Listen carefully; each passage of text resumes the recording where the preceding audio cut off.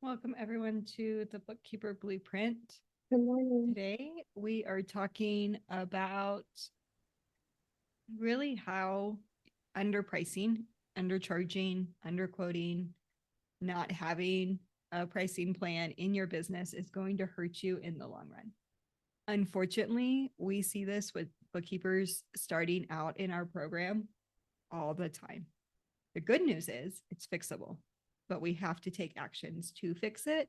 And Megan and I love helping you guys with this because we love helping turn that ship around and go from I'm working 40 hours a week in my business to make 1,000 a month to flipping that equation. That's what we're talking about today. That is our main focus. If you guys have questions, we'd love to answer those towards the end, or as we go, if it's on topic, we'll answer it. But we always have a Q&A towards the end of the call, and there's always enough time. So if you have questions, feel free to post those in the chat and we can get to them. Or when we get there, feel free to ask your questions so that we can help. Megan and I always work open books. We share what's working, what's not, what we no longer do, what we have started doing that's working for us. We give you the behind the scenes of how we're currently running our bookkeeping businesses and what we're encouraging students today to do in their bookkeeping business. Cool. Megan, do you have any stories or anything you want to share? Definitely starting out, that's something that we see a lot with brand new bookkeepers, and even guilty myself, is not charging what you're worth, what you can be charging. And especially if you don't have the experience starting out, it feels, can I really charge that? Is somebody going to pay that price? That sort of thing. I definitely quickly learned early on in my business that, other like CPAs and stuff in the area are charging almost $300 an hour to do bookkeeping work local to me. So you can definitely charge what you're worth and all the things. You don't have to undercut yourself. And as you talk to CPAs more and build those relationships, you're going to find some CPAs are still undercharging for bookkeeping, just for all around for their services. I have seen bookkeepers charge $100 a month. And you're like, no wonder it's not right. There's just no way they can pay a staff to keep up with it like we can keep up with it, which is why Megan and I always encourage you need a CPA, tax preparer, EA doing your taxes. You need a bookkeeper doing your bookkeeping. You need 2 sets of eyes. I have underquoted in the past. I've had to change pricing. I've had to let clients go because I underpriced for the work or just didn't scope it well, or there was a lot of changes. I have gotten better over the years of price increasing. So when scope creep happens, and that sometimes just happens naturally, it's not like they're trying to take advantage of you. Their business has just grown. So sometimes when you hear scope creep, might not be a bad thing, right? We want their businesses to grow. We want them to succeed and we want to grow with them. And if that's the case, we need to have a plan for increasing their rate when they do. I have talked, there was one student that came through the Bookkeeper Blueprint. And when she started, we put all of her numbers on paper. So we took all of her clients and we listed them A, B, C. Then we listed out how many hours her and her team were spending on each of them. At the end of it, she was, no joke, working 40 hours a week to earn $2,400 a month. And she had team members on other clients. And she had, I want to say 8 to 12 clients, not very many. And they were all tiny, like none of them, I don't think any of them were above 500 a month. But when I showed it to her on paper, she was like, oh, no wonder I feel the way I do. What happens when you are chronically underquoting is you start to lead to burnout. So 40 hours a week, 2,400. Like when you start your business, you're excited, right? You're like hobby status. You're doing all of this work for no money. You're talking to people, you're trying to get clients. Hopefully that first month you do get a client, right? So that you're not always there. But then it's going to go from hobby to I'm in business now. And your joy is going to go down just a little bit because now you're making money. That's just what happens. Now you're actually having to do the work that you were hoping to get. So now you're doing the work, your joy's down a little bit, but now your money's increased.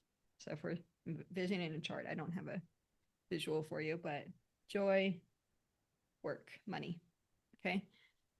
You're going to, as you get clients, drop on joy almost 100% of the time if you do not pay attention to this. Your joy is going to drop. Your money will have increased. So now we're farther along on that chart, but our joy is pretty, we need a break. We need a vacation and we need to turn the ship around. Okay. There's going to be a line here of burnout. Hopefully we're not there yet, but your joy is, if you don't turn this around and get on the other side of this, once you get on the other side of this and start making a plan to correct it, you actually move into business owner and your joy starts to come back up. Okay. I am not going to say that there's amount of money that makes that happen. Okay. Some of you only want, let's call it $1,000 to $2,000 a month. If you were to have $4,000 worth of clients and had a team member helping on all of the clients that you had, and you showed up, you met, you talked to the clients, like you're working under 10 hours a month, maybe 4 hours a week. Yeah, I just said 4 hour work week. Come after me in the comments. I'm just kidding. I will talk to you about it. If that's your goal, you could definitely do that, and your joy is going to stay higher if we can get on top of that quicker. Megan, I think you just had a conversation with someone about that, who started hobby and quickly went down. Her health went down, everything. But right, like we're on the let's hockey stick this back to where it should be. Yeah. Yeah. Okay. The other reason, not having either, and this can come from just not having a pricing plan, or yeah, I'll do it for $100 a month. Yeah, I'll do all this work for $500 a month when they should be $1,500. Whatever that is, it's going to bring you frustrating clients or low quality clients. You could also be on the flip side. I want to make this asterisk here, big fat asterisk. Megan and I have both had clients that paid us a lot of money. And we were so glad when they left. And I don't think we kept either of them very long. Nope. They were like the opposite of the spectrum, high paying clients, super not worth the money. And I'm not saying all high paying clients are that way, but there is a particular brand of client that is that way. So you have that spectrum. I'm talking about the low quality client that's, yeah, I've got one bank account. There's 50 transactions. You give them a quote on the phone. They're making it sound so easy. It's $150 a month. It'll take me an hour to do. Great. That's what you guys say. Y'all say $100 an hour. So I'm good. You log into QuickBooks. There's 5 accounts and like 150 transactions a month. And they are not willing to increase prices. And not worth it. You're going to also, from that, start to really limit your growth. So that'd be the third reason. So as far as hidden costs go, you're going to limit your growth. You're not going to have the room to hire or to invest in software or systems that will make your life easy. If you guys have heard me tell this story before, most of you, some of you guys are new. So if you haven't heard me tell the story, if you've heard me, bear with me for a second. Megan, what was the phrase? From the jump street. And I had no clue what she was saying. I'm like, she kept telling me from the jump street. And I'm like, 6 months later, I finally piped up and was like, what in the world do you mean by that? She graciously answered from the start. Apparently that is is it Louisiana or is it just South? But I'm like from Texas, a few hours from you. So I never heard it. never heard it. From the get-go is what I grew up with. Like, any analogy with cows? Like, that was okay. So anyway, so I had no clue what she was saying. Thankfully, I still did it anyway, but I still needed her reminder from the get-go, from the start. We need to have some of these plans. One of the systems I purchased was an engagement letter software for accountants. Megan has heard me so many times want to cancel this service, and I almost did. But it's once you're really into a system, sometimes it's not worth changing. And I keep falling into the not worth changing, Megan. Take. I just keep using it. I tried again. So there's a couple other people that never heard of it. But anyway, I finally asked. So if you guys hear us saying something that you don't understand, Yeah, please ask. we don't know. Like, just tell us that you don't know. Like, I don't feel silly for asking. And it helps me understand what she was communicating, right? Like, she didn't know that was local, like a local phrase. And everyone else seemed to understand it or was able to fill Or in they the never gap. questioned it. Yeah. And I just wasn't able to fill in the gap. I was like I could have inferred, I guess, that it was from the start, but there was something about it that I was like, I think I'm missing something because this is not working. And so I asked. But so when I say that, even if your goal is 2,000 a month, maybe we're going to grow this business to 4,000 a month so that you're taking home 50%. And we're going to have that end in mind. It's not just that I want 2,000 a month and I can never get sick with the flu. Guys, my husband came down with flu B this week. I hope I don't get it.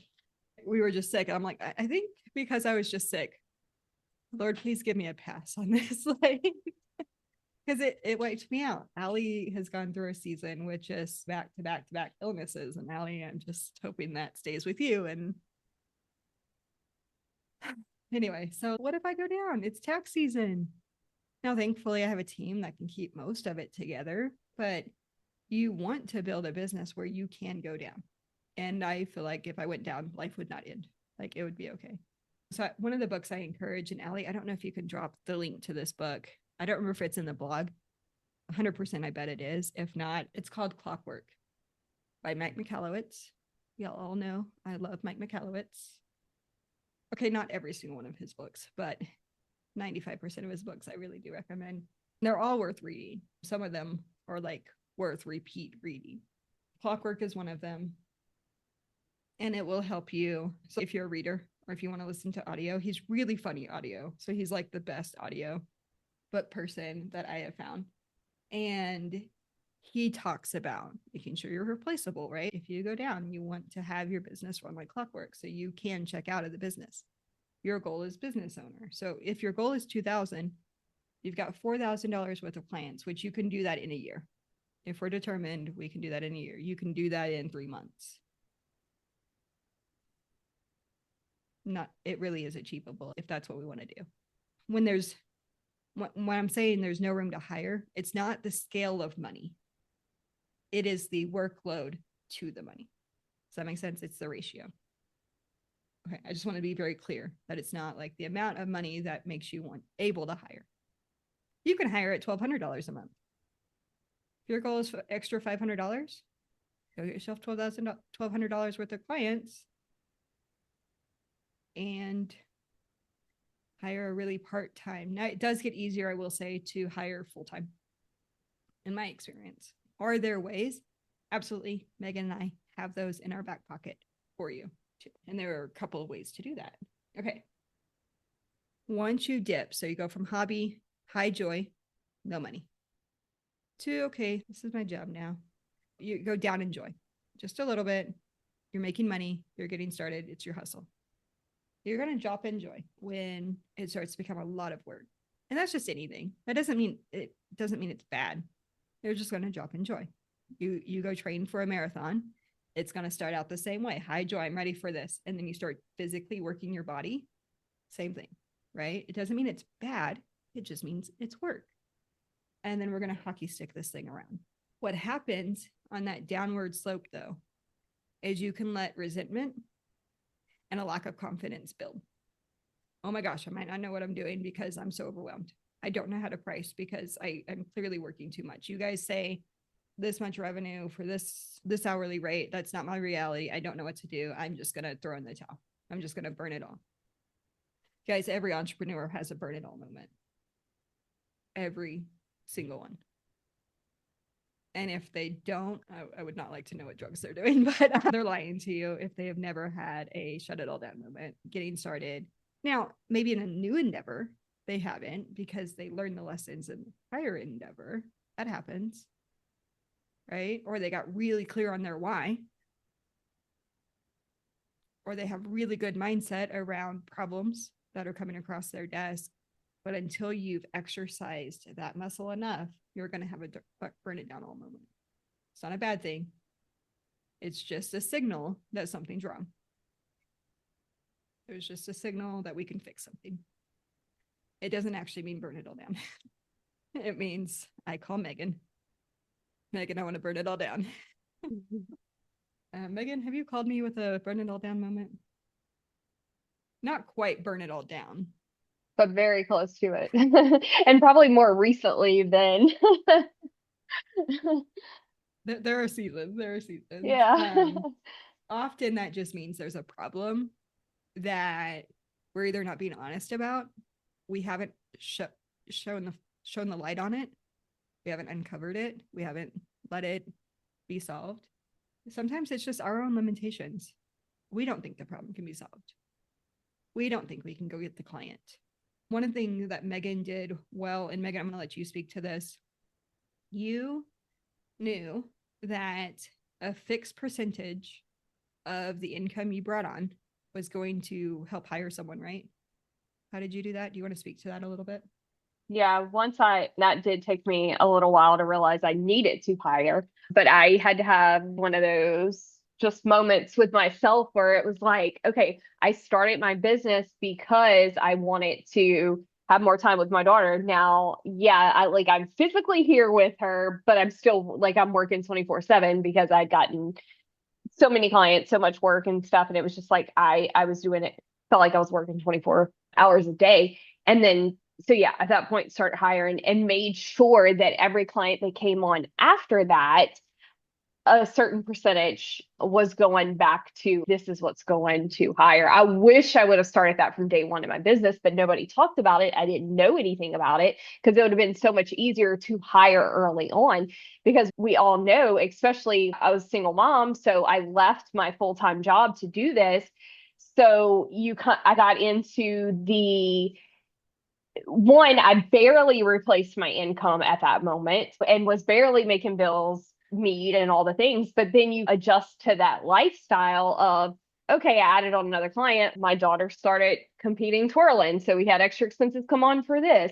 We lost a house in a hurricane, rent went up, all these different things. So then your lifestyle has to adjust to everything that's happening. Whereas if I would have started from the start hiring, one, I could have taken on more clients quicker if I would have had people helping me out. And two, I would have known, okay, 30% of that income's gone. Don't get used to having that. And of course, you have additional expenses that come along with your business and stuff as well. So whatever any kind of monthly subscription fees, things like that built into that. But after that, any additional clients come on 30%. And I'm saying 30%. There is a reason behind that number. So don't just go say every 30%. That's what you're throwing at a contractor or whoever to do. That's something that has worked for me. It does not work for everybody. And there is a certain percentage for all the different things. But if you set out with that mindset to start with, again, I wish somebody would have told me that because when I was working full time in my business, when I was working full time and starting my business, if I would have learned the bookkeeping and started hiring then, I could have set my business up and grown a lot quicker. But never in a million years did I think that I would think my business was going to get me where it had gotten me. I thought, hey, I'm just trying to replace this income. And that was all I was looking to do at the time. But there's so many options. And that's why we try to tell all these things, the things that we're seeing with other bookkeepers, what we've learned in our business and all this, learn from our mistakes, learn now what you can do and do it better. So you can have the business that you want. You can have the life that you've dreamed of, all the things. But definitely remember, because like I said, I had to put myself back in check on what was my why. This is why I started my business, was to be there more for my daughter, not to be there, but working 24/7 still, because you're not being present. So I had to figure out what that was going to look like for me and make adjustments and all the things. So that's why it's so important to know what your why is and focus back on that, because it was getting to the point then where it was getting miserable, where it was like, why did I leave a 40-hour a week, and I was working more than that, but 40-hour a week job to work 90 hours a week or whatever? It felt, is this really worth it kind of thing, kind of moment. So you do have to know what your goals are, remind yourself of those things. And that's what plays a huge part in like your pricing, your value, and all the things. And we see all the time where people are pricing so low that you don't want to show up for those clients, that now it makes your job just feel like it's so miserable or whatever. So if y'all were on the podcast last week with Jennifer Allwood, she made the comment on there, and I feel like this goes back to that she had this one particular client when she was painting and stuff that she knew they were always going to need some additional help. They were going to be calling her at odd hours. They were going to be doing all these different things. So she charged an additional fee to them. And they didn't know that, but she just tacked it on because she knew. But it made it worth it. It made her want to show up and do it. And that's the same thing that goes with your business. If it's worth it, then you want to show up. You want to continue to grow your business and do all the things. Whereas if it's not, and you're just like dreading doing the client work, you just get in this funk and you're like, I want to burn it all down, like Sherry said. So it's definitely an adjustment. Is anybody at that point in their business? I think we have like a combination of people on here. It looks like some of y'all, I don't know your background, but some of you I do because we've chatted or worked with y'all in the past. But so some of you have established businesses, some are brand new and just starting. So if you're brand new and just starting, I'm so excited that you're on this call, because take this advice and definitely learn from our lessons. Just one client. Perfect. So yeah, learn that moving forward. And you have to, it's lessons that you're going to learn. You have to figure out your pricing and stuff as you go. But yeah, so if you're brand new and just starting, perfect time to be hearing all this and to learn before you get to that point and you're feeling totally overwhelmed or anything.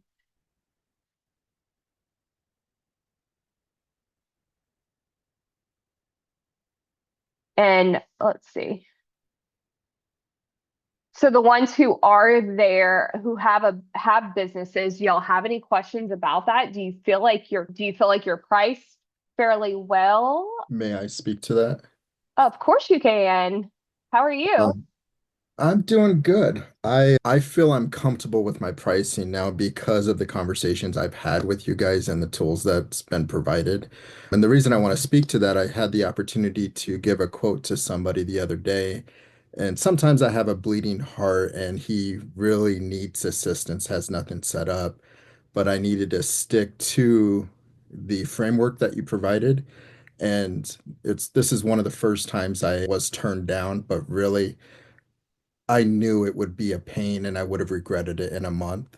So it's actually the other way around. I didn't get this client, but it was a good thing because I think I would have been chasing him down 4 payments later. So Yeah. Most definitely. Good job on standing your ground with that and everything. And I'll tell you, we've seen students, y'all, who you just want to accept it because of those reasons. But a lot of times it turns into not one client, but now you end up with 10 of them that are like that. Now you're so overwhelmed. You don't feel like you can take on any additional clients. Is bookkeeping even the thing for me? Because I'm working 40 hours a week and I'm literally making $400. I could go somewhere else and work full time and make way more than that. So it gets you, like, sometimes that one client turns into multiple and it really gets you into a rut. So good job, Abel, for standing that ground. I'm sad it was a no, but I'm glad that you had perspective. And that kind of leads us to like there are 4 things that you can do if you're feeling like, hey, I'm in this boat. Or I don't want to be in this boat. There are 4 things that you can do. 1, what is your ideal client? I had signed a $75 client called Megan. Oh no, what was it? I called Megan first. I was in like just a rut. And on Facebook, someone messaged me. They wanted their bookkeeping done in Wave for $75 a month. Because I was in a rut, I said yes. What was I thinking? So right after that, I took the steps to define my ideal client. And for me at that point in time, it wasn't a salon owner. It wasn't a real estate agent, right? Like it wasn't a niche per se, but it was, what is that business What does the business look like? And I knew at that point that I had worked with enough business owners. This was year 2 or 3 in business or something like that. Two in business, full year, 2.5. And I knew I didn't want to be their highest paid person on their books or their highest bill. And I'm talking, let's start with $300. I don't want to, $300. I do not want to be the highest bill on your books. So I knew that they needed to have at least 3 contractors that they were paying regularly and used to paying. I decided that I didn't want any startups. I didn't want any brand new business owners. I didn't want to do the coaching, the questions, all of that.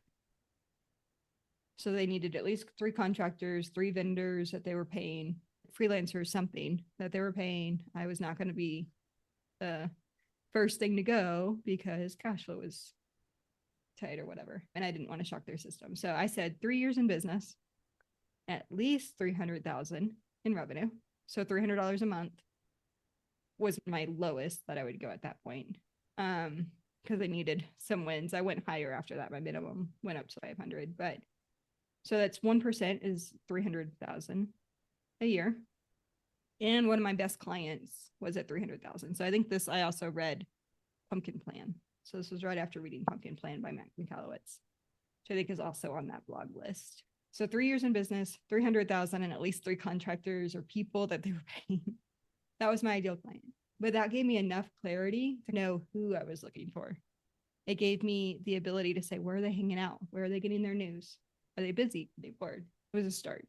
It's not the same now, but that's really what gave me some focus to zero in on the type of person I wanted to be talking to.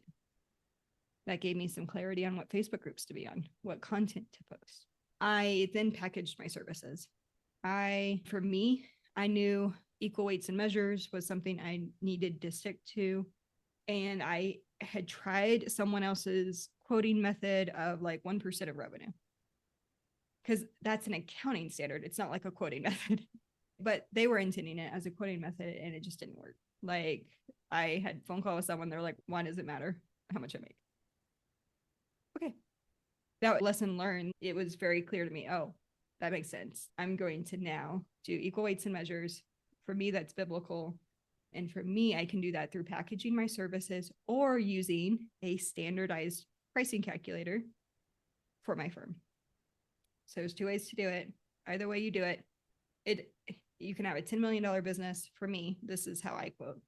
I know there are people in the accounting industry that disagree. I can have a $10 million business and a $1 million business that gets the same quote because they have the same workload. The $10 million business is just charging $5,000 a product, whereas the $1 million is charging $500 a product. Equal weights and measures I shortened it. Let me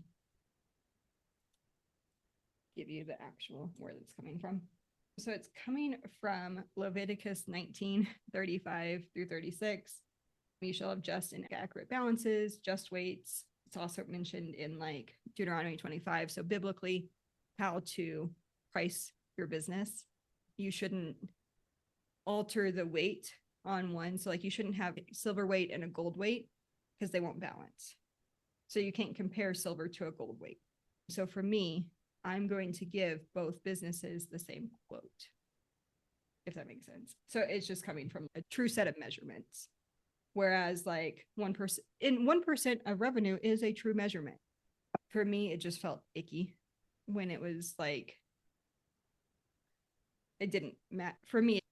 And I'll touch on that too, because I've told y'all this before, some of you who've had conversations with me, but somebody told me to quote based on revenue toward the beginning of my business. And when I asked somebody, I remember specifically asking this one client or this one potential toward the beginning of my business, how much revenue do you make? Because it was one of those things where it's just those questions I'm going down. And he like literally chewed me out because his response was, how much money I make matter how much you're going to charge me? And after that, I was like, I will never ask that question again. But like now, as I sit back and look, Like I have had clients who make absolutely no money who have been more work than the clients who have $1 million business.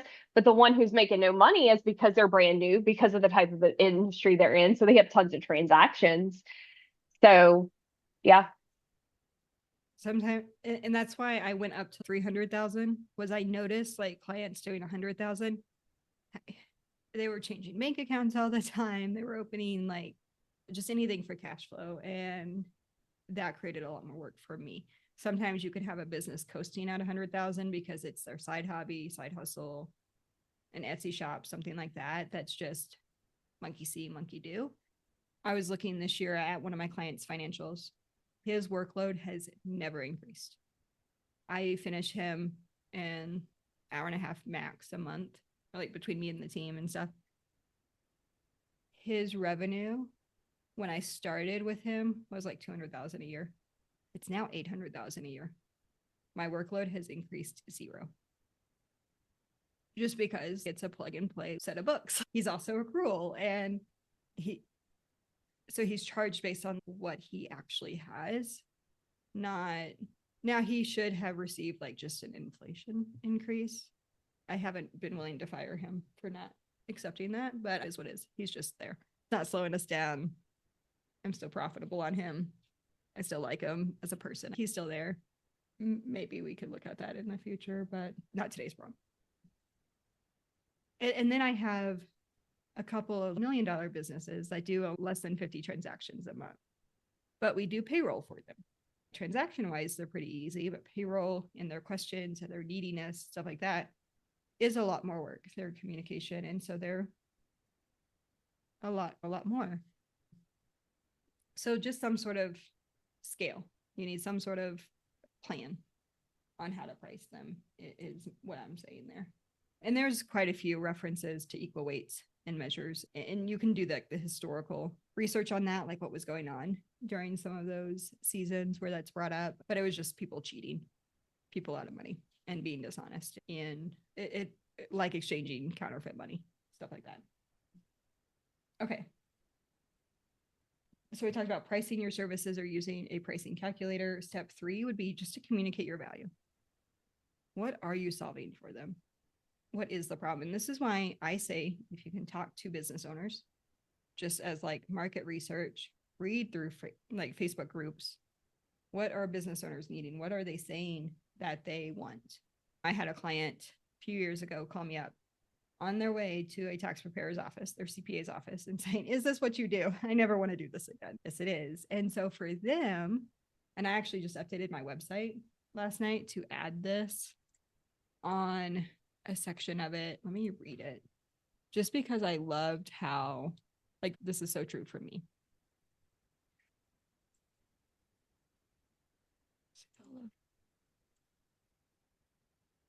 Oh, okay. I'm doing too many things. Sorry. But in essence, it was, my mission, what I'm helping people do. And there's a phrase in it that I'm helping families have freedom. This particular family has quite a few more than one kid. So they're really busy in kid world. He's working from home. She's doing the mom stuff. Like it's really busy. And I think they're starting a side hustle. They're really busy. I took that off of them, took it off of her plate, the wife's plate. Number one is what I see is the wife is probably doing it if it's the husband running it and in my clients. And so I'm giving her back time. I'm giving him back I need this. And so I'm helping that communication, right? That's our ROI in itself, but I'm taking that stress away. And you can communicate that better when you know that exact problem that's going on behind the scenes. And then step 4 would be to raise your rates confidently. Guys, I fired a client at the beginning of the year just because he wanted more services and maybe I could have quoted him for the more services, but personality fit wasn't there. And so I just decided I didn't want him as a client. Sometimes you can solve that just by raising your rate. He wasn't a rate issue. It was a personality issue. And then I just in January raised a rate on a client because we'd added another task that I had never. So you can do that. Having a quoting calculator, having some sort of plan will help you do that more confidently. And then it's just how you send the email. And so we have a price increase template in the course. I'm pretty sure. We have a disengagement letter in the course. And I reviewed it when I disengaged with the client and actually used the template from the course. Pretty much, it was pretty similar. Okay. The encouragement I'm going to leave you with on this topic is you are not just a data entry person. That's not your job. You are preparing financials that they're going to use to run their business and to file taxes. Data entry people are not reviewing the financials for accuracy. They're not reviewing the tax return against the books to see if assets were actually depreciated. That's not just throwaway money. They're also asking questions to make sure the books are done right. I met with a bookkeeper who was given some bad advice in Facebook groups. And the effect of that was that there were some just income and expenses that they ran through equity. So really that income and expenses just vanished. They were business expenses, but the result is they weren't claimed in the prior year. They weren't claimed in the current year. It just vanished from the financials through equity. Like the business wasn't claiming the income, wasn't claiming the expenses. Okay, expenses. All right, IRS isn't coming after you for claiming expenses. They are going to come after you for not claiming income, right? So thankfully it wasn't that material and we were able to fix it. But in the long run, like that is your job, right? And Megan, let me know if you disagree on anything I said there. But so it's definitely more than data entry is what you're doing. Yep. And guys, in bookkeeping, you can find $100,000 mistakes. I had a client who used his retirement funds to pay his tax bill, only for us to amend his tax returns and get him the money back because his tax returns were done incorrectly. There was some stuff done wrong by the previous tax preparer and bookkeeper, which is why, again, we say bookkeeper, tax preparer, different. So we're not encouraging you guys to be tax preparers. Get really good at what you do. The money will follow that.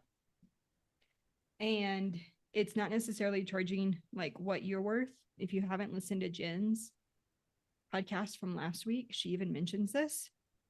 What is the job worth? And that doesn't mean you're charging what me or Megan are charging. You might charge more because the job that you're doing for the client is worth a lot more than basic bookkeeping or what me and Megan are charging, like our clients. I have a couple of clients that like the job I'm doing for them. If you're looking at $100 rate, they're charged way more than $100 rate just because of the overall job and the time commitment that we have with them. But again, that's the benefit of having some sort of packaging, pricing strategy, like some sort of plan in place that you can be consistent, is because then when you do find those clients, it's a win. It's an easy win because you know why you're pricing the way you are. You know that's going to allow you to hire for that new client. You know that it's going to give you confidence that you hired the right person. They're capable of doing the work. You're capable of doing the work. Or you're pricing it so that you can get help while you're learning. Okay, there's my rant. And I just wanted to leave you guys with those 4 tips. We really deeply care about you guys quoting, at least reasonably. We don't care if you're quoting super high. We care that you're quoting consistently and know why you're quoting. If it's on the lower end of bookkeeping, we don't care. There is so many, if that's okay with you, we don't care. We're not competing against you. We're serving our own audiences. We're serving our own people. And we've done the math with you guys on previous podcasts. There are plenty of business owners for like literally all of us. Right? I don't think there's a lot of competition. If you want to grow a bookkeeping business, you will find business owners that need you. You might be saving them from a bad bookkeeper. So don't be the bad bookkeeper. That's what we're here for. And the benefit is you're going to grow a business that works for you, your lifestyle, your desire. I was helping a bookkeeper, might have been 3 years ago, this particular individual. And he was sending out a lot of quotes. So if this is you, definitely get on a call with one of us, sending out a lot of quotes, getting a lot of no's. And when I got on with him in like a private coaching call, and we looked at his pricing. And I figured out that he was pricing based on revenue, pricing just whatever he desired. And that resulted in a lot of no's because he was just pricing what he hoped to earn that month, sort of thing, or like whatever he thought they would say yes to. Once we got him the pricing calculator, we set up a plan. He grew his business to 6 figures in 6 months. I think it was like December when I had the call with him. By May, he was, I think, having to leave his full-time job because he couldn't do both. That's an okay problem to have. That's how, so I've given you the stories of other bookkeepers that we're dealing with. We've given you stories of us. You don't have to stay there. What broke me when I know Megan shared some stories while I had to step away for a little one. I had just started my business. So I started my business in October, September, got my first client in October. So mid-September, got a client the first few weeks of October. Grew it. I had done like 3,000 between October and December, which for me was like, as a stay-at-home mom, full-time stay-at-home mom, I was like, oh, this is the best side hustle I could ever do. This beats Etsy. And in tax season, I had chatted with the CFO to try to figure out what I wanted to do with my business. Ended up with a cleanup. I quoted the cleanup. It was a couple of year cleanup, but it was really just review, recategorize some stuff, call it done. Wound up charging $2,800 for it because we didn't really know how simple or complex it was going to be. And so I charged them by the number of months and instantly was smart enough. This is before I met Megan, was smart enough in this instance. I don't know where this person went, but this person at the beginning of my business was smart enough to hire someone to do the cleanup. And I think I paid her somewhere between $900 and $1,200, maybe, and just a fixed rate. She got it done on time. I showed up, talked to the client. He was happy. He came back to me the following year to do the same thing. I charged him $1,500 for the following year. And I was hooked on hiring people after that. But then I went through several years of how to hire and outsource. And that is no joke if you're doing it on your own. And I was, because I didn't know who else to ask. No one else was like, I asked Megan a lot of questions. She saw me through a lot of that. Okay, I would like to ask a question about quoting. How do you stand by your minimum pricing when you keep getting a no? I found myself sliding backwards in price to pick up more work. You have to say no. You have to be okay with the no. And for that, and Megan, feel free to chime in, but here's what I know from that, because I went through that. I wasn't being like, in wanting the yes, being willing to go lower to get the yes wasn't in integrity with myself. I was cheating myself out of the client. I was cheating myself and my family out of the time because I know it was going to take a lot more work. And instead of giving my family me, I was taking myself away from my family for not enough pay. And that I regret. Right. So if the other thing I did is I went and did a fact check. How much does it cost me to do this work? How many hours and what is that rate? And what I did is I put it on Excel, just open an Excel sheet. List the clients, list the hours that you work, list A, B, or C. Do I even like this client? Are they a pain? If they send me an email or chat me in the portal, what's my response? Oh no, it's Anthony. Oh yes, it's Sarah.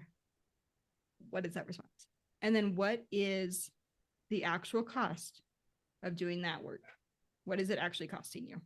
You should never be paying a client to do their bookkeeping. That's silly. They're supposed to be paying you. You're not paying them. But you pay them when you're working 20 hours for $200 a month. You're making $10 an hour. You can go get, as an accountant, you can go get $20 an hour working for someone virtually. So that doesn't make sense.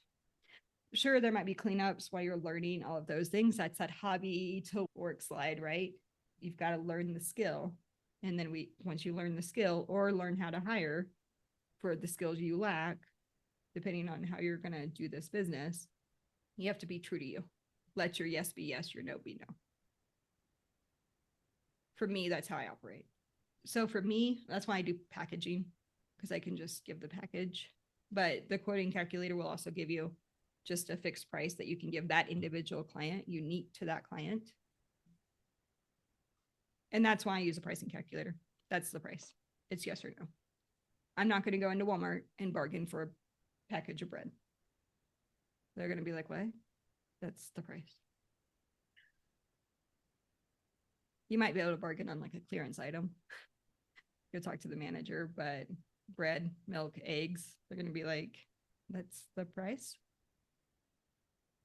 So why can't you? So like, then do you respect yourself enough at that pricing? If you don't, let's look at the pricing. Why are you priced that way? Can you stand behind it? And I couldn't early on. I was all over the map trying to figure out how people were pricing, what should be priced.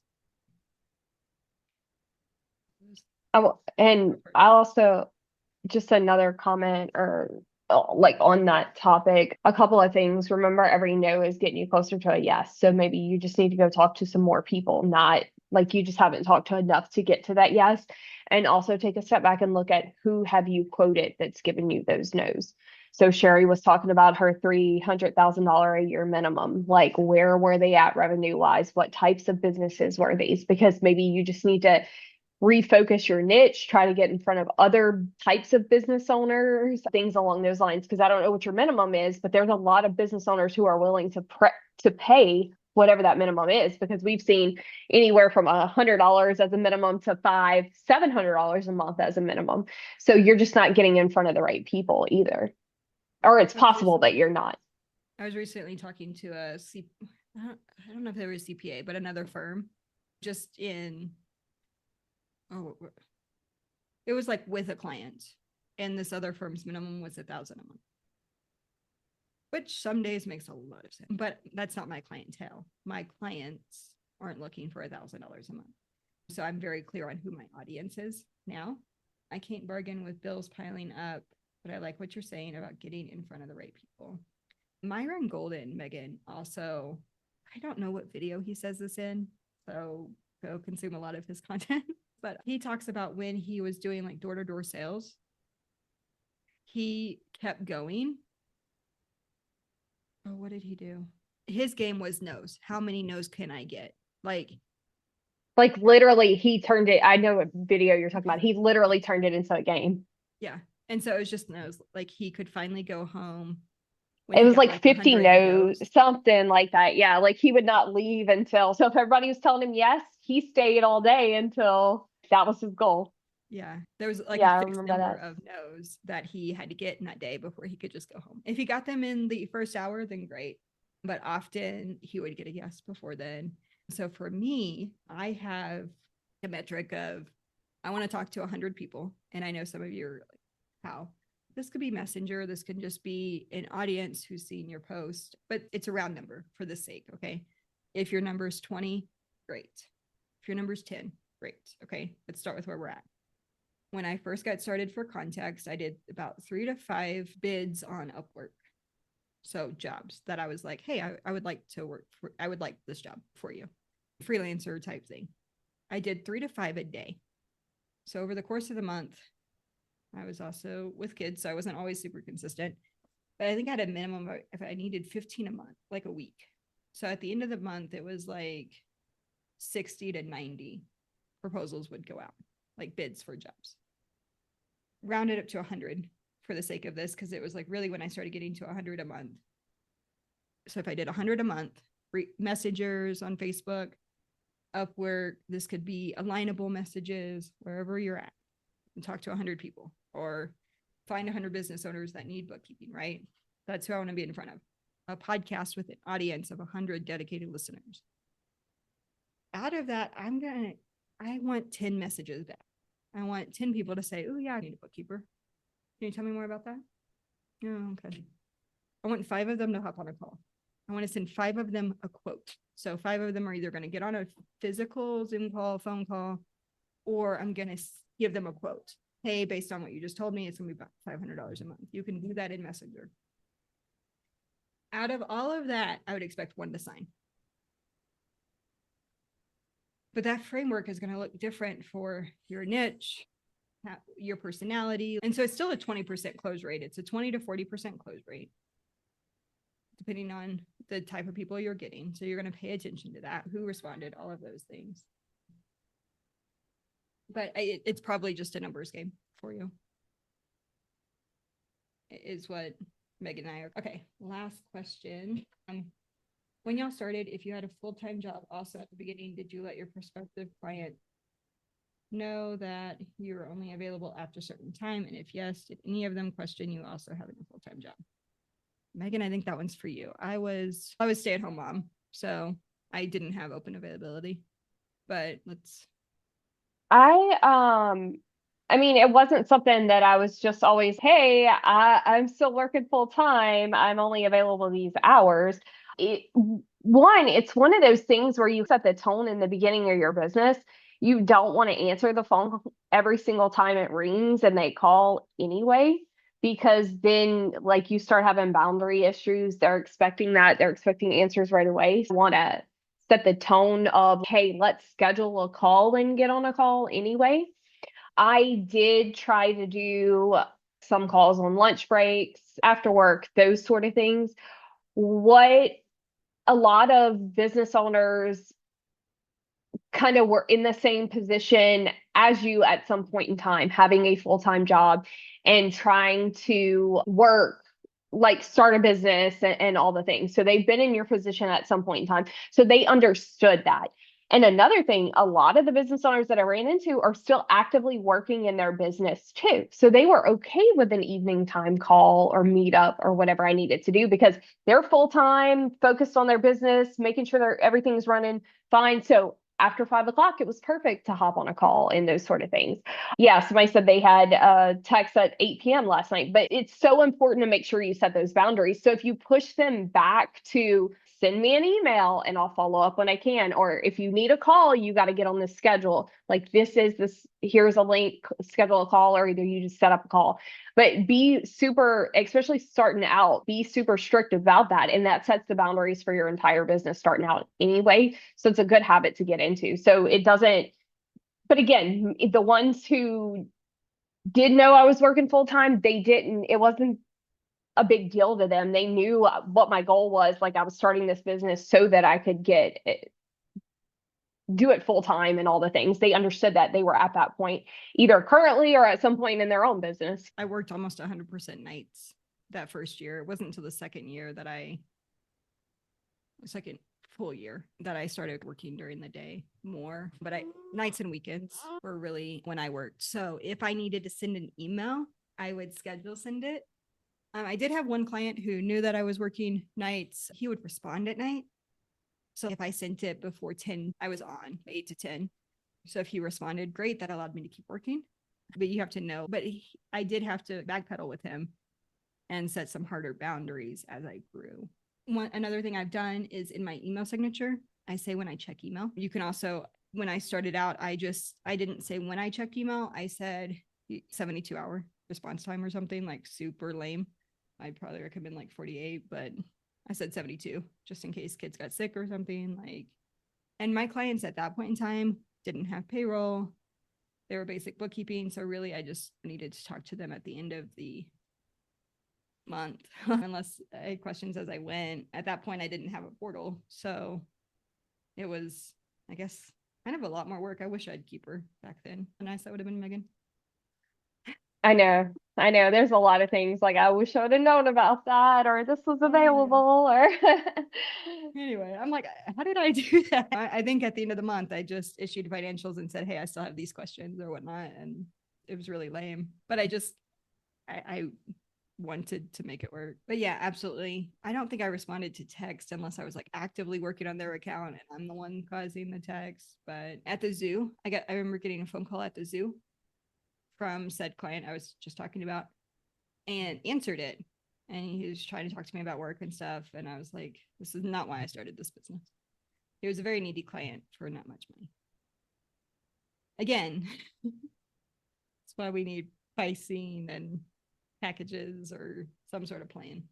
And we're going to talk more about that this month. If that's what you're struggling with, keep getting on these calls. There's 2 or 3 back to back at the end of the month that are going to cover pricing, packaging, all of those things. And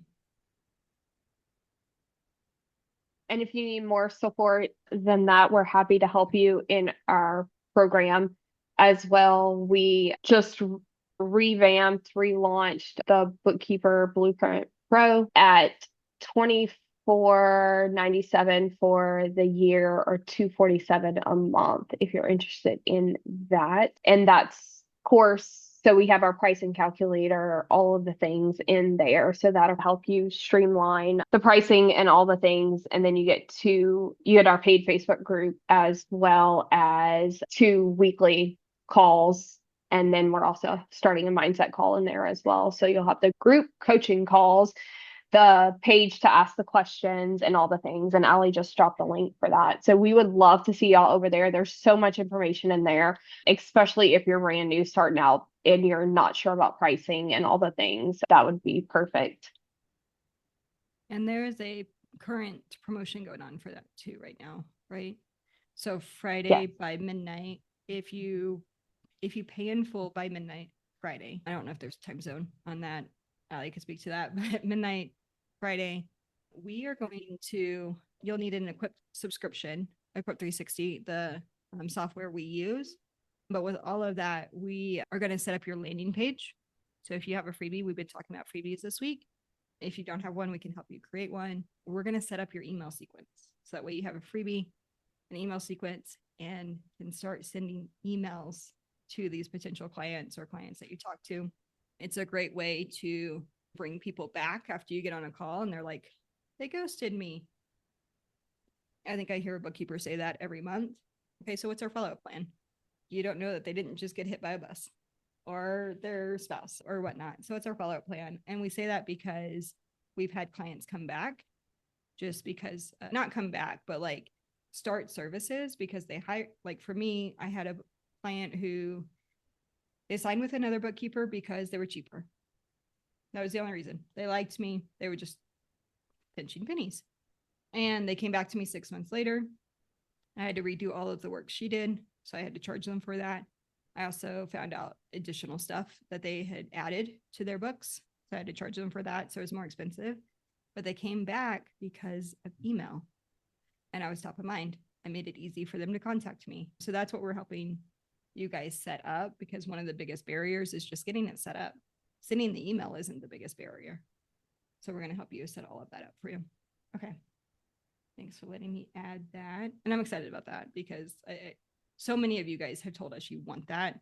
It's just it's a time. Y'all are busy in tax season right now. So we are too. We get it. But okay. Awesome. See you guys next week. Thank y'all. Bye.